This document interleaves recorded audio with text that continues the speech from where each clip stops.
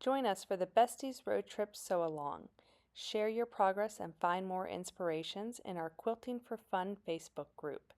Download the free pattern from sewingboxquiltshop.com under the tab Resources. The following video is the Sawtooth star block. In step 1, we're joining fabrics M and Q. I'm taking care to line them up. I did not draw a line or pin as I am taking my time and I am using the guide on my sewing machine. This is the perfect time to practice chain piecing, as you can use the previous piece as your leader, which helps for the precision so your machine doesn't eat your points. I've also found that an HP foot and plate makes a big difference. Now you can trim. I use an add a 1/4 inch ruler, but any ruler will do. You just need to make sure you are trimming a 1/4 inch past your stitch line.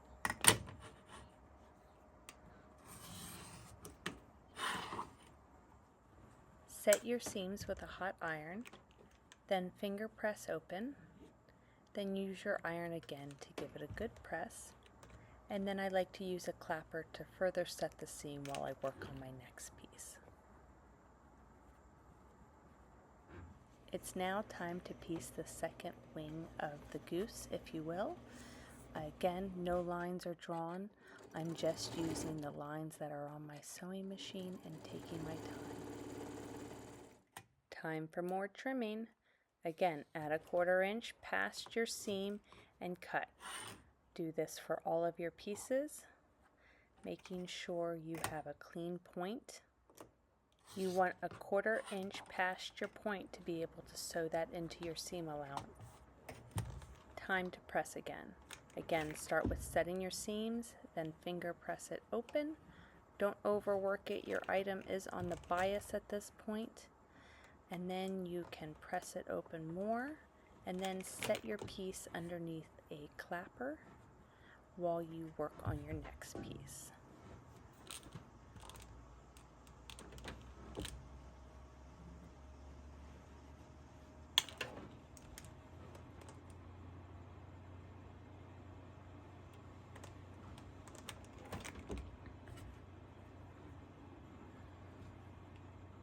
Next, you want to lay out all your background fabric Q to your flying geese units and your A fabrics. Make sure everything lines up. I did forget to film sewing those small sections together. Make sure you preserve your points of your flying geese, taking your time and using pins. At the next point, we're going to start pressing yet again. Don't forget to set those seams. Pressing directions are indicated on the pattern. We're going to press towards our background fabric for the wings, and we're going to press towards the middle A fabric for the center.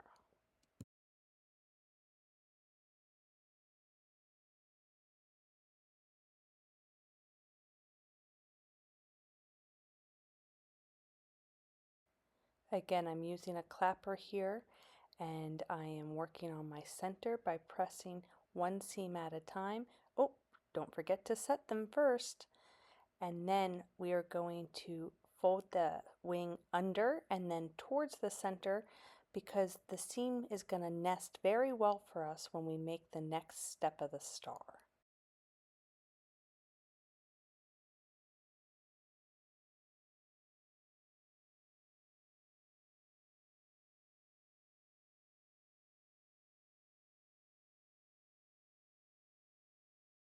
Now it's time to join our sections together to really make our star. If we pressed correctly, our seam should nest here, which means the bulk of one seam will be opposite of the bulk of the other seam. This will allow the seam thickness to stay consistent. So you want to put pins at both of the seams and at both of the start and ends of your blocks. Here you can really see what I mean by nesting the seam, and if you have to adjust it a little bit to make that work, that's what you need to do. Once it's nested, pin it into place so it doesn't move. Then shift your fabric to the edge, because your seam point is your most important, so that's what you're going to start with. Finally, throw a pin at your center star. That reminds you to slow down and make sure you are a 1/4 inch and your point is preserved. Go ahead and pin the other side at the same time since it doesn't interfere with this side. Again, starting with your nested seams. Don't worry if there's a little bit of an exposed background. You are going to leave your presser foot along your bottom fabric, your middle section of your block. I will explain more when we get to that. Pin well at each point and again in the middle.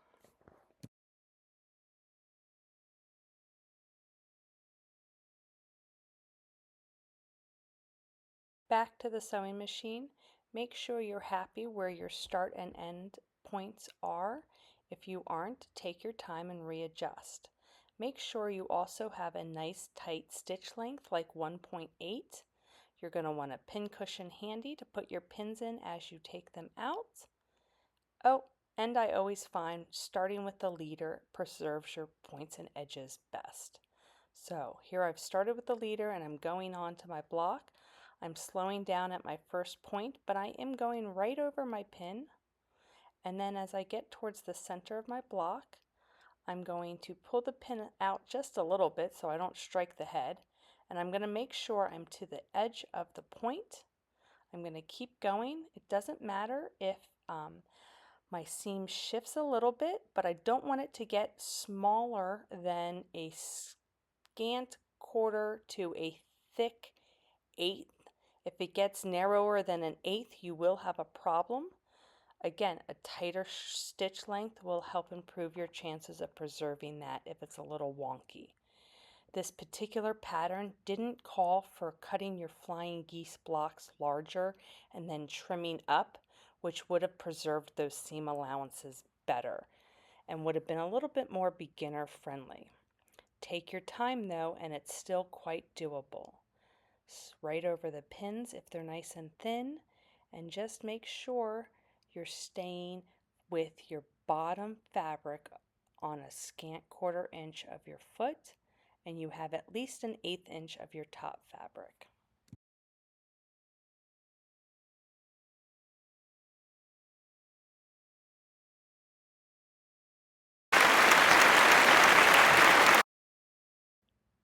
Back to the pressing station, set those seams first, especially if they're terribly scant.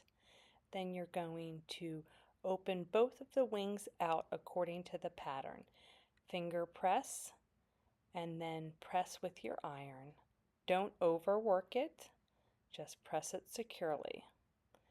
Flip to the other side, finger press it open, and enjoy those happy points. Look at that beautiful star. For best results, I do then give it a final mist with some Best Press in a mister bottle. One more blast of heat from my iron, not overworking it, just pressing it, not moving it around and dragging it. Just adding that heat and making it nice and crisp and enjoying those points. Drying out all that Best Press. And again, set it with a clapper.